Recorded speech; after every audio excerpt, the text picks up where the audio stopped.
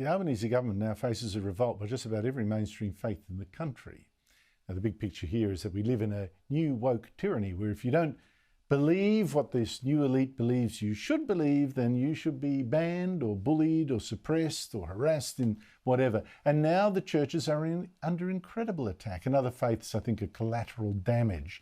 The Albanese government asked the Australian Law Reform Commission to come up with an idea on how to stop religious schools from discriminating, not just against children, but teachers.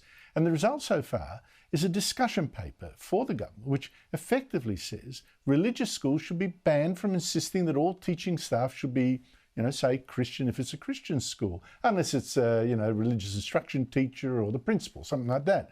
Now, this paper has got more than 30 leaders from the Christian, the Jewish and the Islamic faiths all protesting to Attorney General Mark Dreyfus, who himself went to a religious school.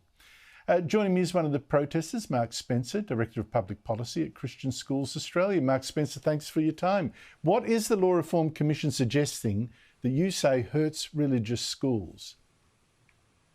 Well, what the Law Reform Commission has come up with in this consultation paper, and it's a paper that arises after they say they've looked at the previous reports and looked at the previous inquiries into this area, and they've already had some consultations with key stakeholders like ourselves. But despite all that background, they've come up with a consultation paper that, in our view, completely ignores one of the key elements of the terms of reference to ensure that we, as faith-based schools, can continue to be a community of faith. That's the language in the terms of reference. A community of faith as a religious educational institution by being able to preference staff who share our beliefs. It's a really simple proposition, we think, but one that the current proposals in the Law Reform Commission consultation paper would fundamentally strip away. Now, have I summed it up correctly that according to this paper, you can be, say a Christian school, but it could be an Islamic or a Jewish one. Let's take a Christian school, because I think that's the one that really offends this government or these people most. If you've got a maths teacher, according to what the Law Reform Commission's saying, that maths teacher doesn't have to be Christian. And if you say to a teacher, we can't hire you because you're not Christian, you're going to break the law because it's not integral to his teaching. If it's a science teacher, same deal. And suddenly most of your teaching staff don't have to be Christians at all, correct? Exactly, and in some cases, in some schools, that is the case. That they wouldn't require maths teachers or science teachers, or in fact, any of their staff to be Christians. In faith-based schools of our type, and many of the Islamic schools are quite similar, we do seek to be a community of faith. We want all of our staff to share our faith and to be able to model that faith, to reflect that faith in their relationships and interactions with students, staff and each other. That's what faith for us is all about. It's not something that's just taught. It's not, we're not dealing with brains on sticks.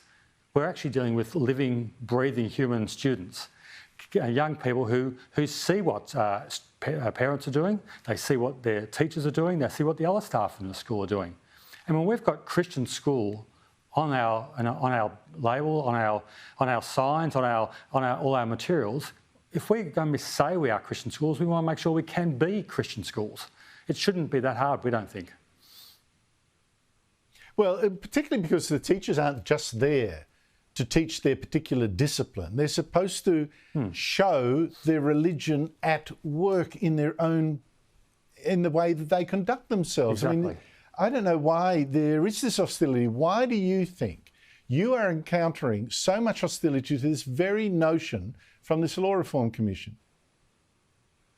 Look, I have to say we don't know. We were simply shocked when this consultation paper came out with these really rather extraordinary proposals that go well beyond anything that's been proposed previously.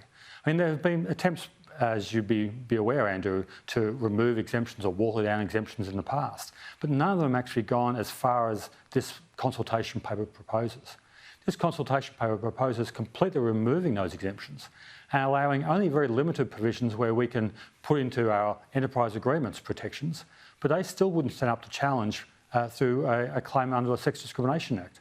So we can't understand why they've taken Well, you've signed this petition. You've signed this petition, Mark Spencer. Well, you've all signed this petition. What response from Mark Dreyfus, the Attorney General? The letter went off to the Attorney General yesterday morning, I understand, and we haven't been in touch with his office yet, and we're still waiting to see how they'll respond. I mean, we certainly were given fairly strong assurances before the election and in meetings after the election that Labor had listened to the impact in the 2019 election in particular, where there was a clear problem amongst people of faith with voting Labor in that election because of their position on religious freedom. They've worked hard to address that. We've had some very constructive discussions with Attorney General Mark Dreyfus and other key Labor leaders since 2019. And we understood that they'd really shifted in their position on this. And this is, of course, not the government's position. This is the position of the Law Reform Commission. So we will be clear that, about what we're talking about here. We don't want to verbal the Attorney General for something that's not his discussion paper. So we are still hopeful that the government will make sure that we do get the protections that they have promised and our schools need. Well, let's see.